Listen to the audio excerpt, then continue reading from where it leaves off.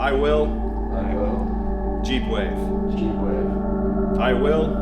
I will. Jeep wave. Jeep wave. The first rule of the Jeep wave, we don't talk about the Jeep wave. The second rule of the Jeep wave, we don't talk about the Jeep wave.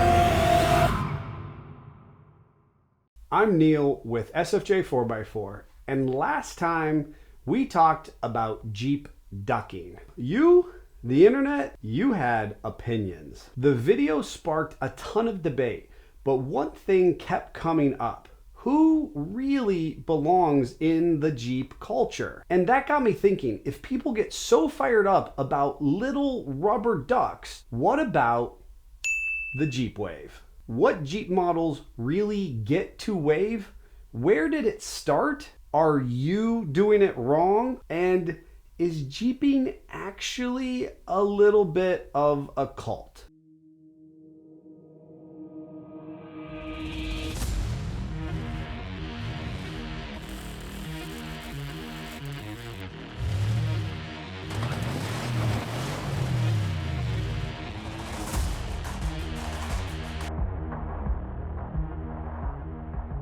By definition, I suppose technically we are a cult, but we're not some unorthodox religious sect with ritual sacrifices, late night chanting, or some mysterious leader demanding our unquestioning loyalty to the Jeep brand.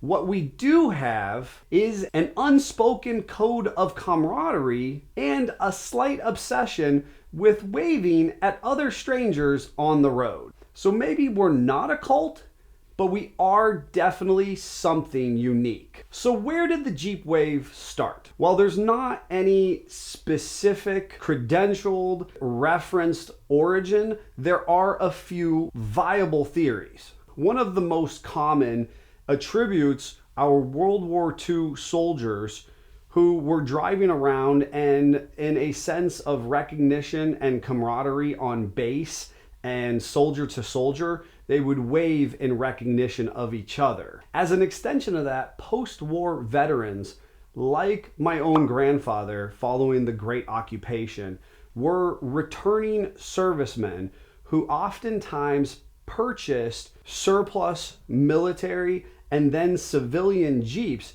They would wave, expecting that other person to be a fellow veteran as a nod to their shared experience. And yet an equally viable theory has to do with the specific off-road culture that emerged because of the rugged off-road capabilities the Jeep had to offer, as off-road enthusiasts wanted to acknowledge each other on the trails and sharing their passion for the outdoors and Jeep lifestyle. Regardless of how it began, the Jeep wave has become a global symbol of mutual respect and unity amongst the Jeep community. So what's the right way to Jeep wave? Not all waves are created equal, so here's a few classic styles to pick from. I like to think of this one as the classic.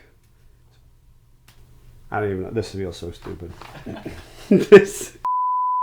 So we've got the classic hand raise, full palm, fingers up, lots of enthusiasm, and acknowledging the Jeeper coming down the road. My personal favorite, the deuces. I think this is the most common one. It's a subtle acknowledgement. It also allows you to look super cool with only one hand on the wheel. Throw the deuces off to your fellow Jeeper. The point, which is to say, nice Jeep, or I see you. It's a pretty classic move, but just be careful that they don't think you're showing them different fingers in the process. Rock on! It's a good one to throw out the window if you're really feeling enthusiastic, but if not, just a nice subtle, yeah, rock on, Jeeper, is also acceptable in the process. Now, if you're feeling particularly bold, you could give them the finger guns. Just be careful about how and when you use the finger guns, because in today's age and by today's standards, it might not always be the most appropriate, But I do think there is always a time to add finger guns to your own personal repertoire. And if you're not comfortable using those, the classic deuces is always acceptable. Whatever your style is, it's about safely recognizing your fellow Jeeper on the road and trail. So Jeepers aren't the only ones with an exclusive community wave. Probably most classically recognized on the road are our fellow motorcyclists. Now, as a former bike owner myself, I loved the biker wave. It was most classically recognized with the low and out to the side. Usually throw the deuces, but you could throw a full hand if you're really feeling enthusiastic. Sometimes it's accompanied with a head nod, a recognition of that free spirit that draws you to two wheels on the open road. Sometimes sports bikes don't wave at cruisers and vice versa. Realistically, I've seen it go kind of all the ways. The only thing that I can say from personal experience is typically motorcyclists don't wave at scooters or mopeds. Other than that, it's a pretty chill crowd to recognize the open road and your wind therapy in the process. Now, the classic car, muscle car, hot rod community is also known for a friendly recognition of their craft and interest. Drivers of vintage or performance cars oftentimes recognize each other. The concept of game recognizes game. The only exception to this is sometimes when you have a purist or maybe a vintage application that doesn't always recognize its modern version of itself. Think of the old school Corvette owners and the new age Corvettes. They don't always see eye to eye. And finally, boaters. Boaters are super friendly people, and there's absolutely a boaters wave. Typically on lakes and open waters, boaters tend to greet each other and recognize the fun and enjoyment of that experience that they are all sharing in. So while we like to think that the Jeep wave is something unique or special, it can be argued that it's actually part of a bigger automotive human camaraderie that bonds us all together through these shared interests. So what Jeeps deserve to be waved at? When you hear the name, the brand Jeep, do you picture a small, fuel-efficient crossover SUV with street tires? Or do you see a boxy, rugged off-road machine, oftentimes with the top and doors off? Historically, the Jeep wave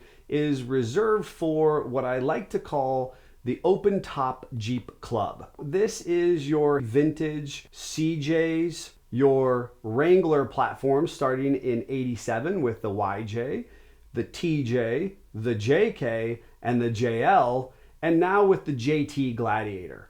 All of these Jeeps tend to easily be recognized as worthy of a wave. From personal and professional experience, I have plenty of customers and friends who get a little frustrated because even the most built or enthusiastic Cherokees, Grand Cherokees, Liberties, Compasses, Renegades, Patriots tend to almost never get a wave, even if they initiate first. So why is that? And what's my personal take on the situation? First and foremost, if you have shown enthusiasm and passion about what you're doing within this Jeep community, I think you deserve a wave. I know many individuals whose daily driver can be a more fuel efficient model within the Jeep corporate umbrella, and they still want to recognize other Jeepers on the road. And so while they might be driving a Compass or a Patriot,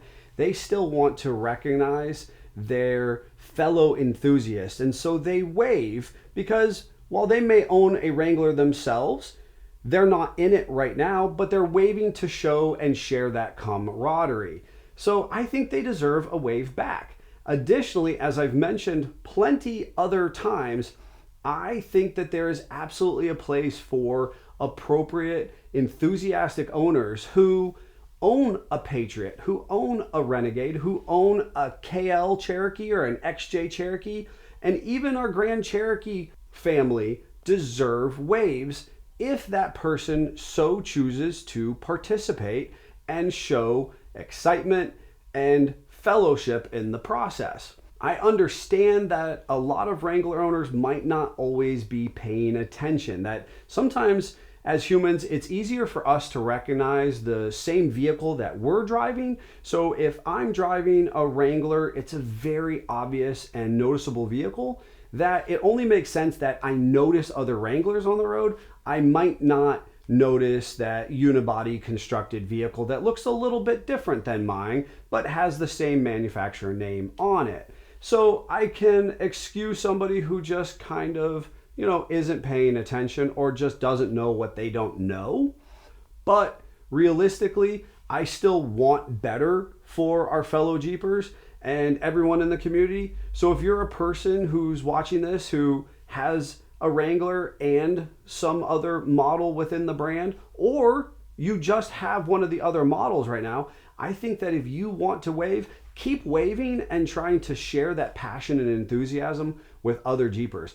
I commend you. At the end of the day, we're all part of this great big Jeep family. And I don't want you to feel like that ostracized family member who too often gets left out. I know we've all seen the angry posts, "Why didn't this Jeep wave?" Well, there are some valid and maybe some invalid reasons that some Jeep owners don't wave. There is always the first and foremost excuse of safety and manual transmission action.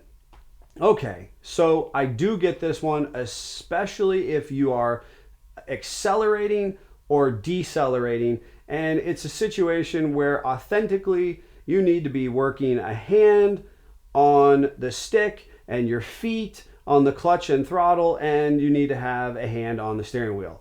I get that, and I validate that reason that could be why you didn't wave. Unfortunately, there are some individuals who simply do believe that they're too cool for it. I have had personal acquaintances that actually named their Jeep not waving. Now, that's your prerogative. It's similar to my sentiment in the last video. If you don't know what that's about, go check out the ducking video. But I do think that there is an opportunity for everyone to share, and it starts with you extending and sharing that wave. When I asked the person why they named their Jeep that, he said, "You know what? I thought it was funny. I'd ruffle some feathers, but realistically, I don't pay enough attention to the other vehicles on the road to know whether they're Jeeps or not and whether they're waving at me or somebody else." One does have to ask themselves, if you're not paying attention to the other vehicles on the road, what are you paying attention to while driving? Now, new Jeep owners don't always know. Realistically, the mothership brand has utilized the Jeep Wave as an intricate part of their customer service experience. So this one doesn't exactly jive as a great excuse. Most salesmen at the new dealership level tend to tell you about the Wave. They even tend to tell you about the ducks at this point. They additionally try to get you to sign up for the Jeep Wave customer service program. So realistically, the folks falling into this new Jeep I didn't know category are really going to be the new to them Jeep. So they're buying it used, private party, off of a small independent lot.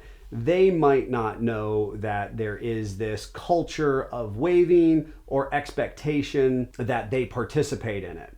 Now, I was recently part of a really funny story that a acquaintance had traveled out of state and was staying with her family. While her family was at work, she was given the keys to the family Jeep and was tooling about town. A few hours into her errands and adventures, her sister, who she had borrowed the Jeep from, called her and was like, you gotta stop driving my Jeep around town because I'm getting calls and text messages about why I'm not waving at people. So there is a valid argument to be made that family member who was just borrowing the vehicle did not know that she was supposed to be waving, especially because for that local town and that local community, she was in a pretty recognizable vehicle. Lastly, and probably the most questionable one, is Jeep wave fatigue.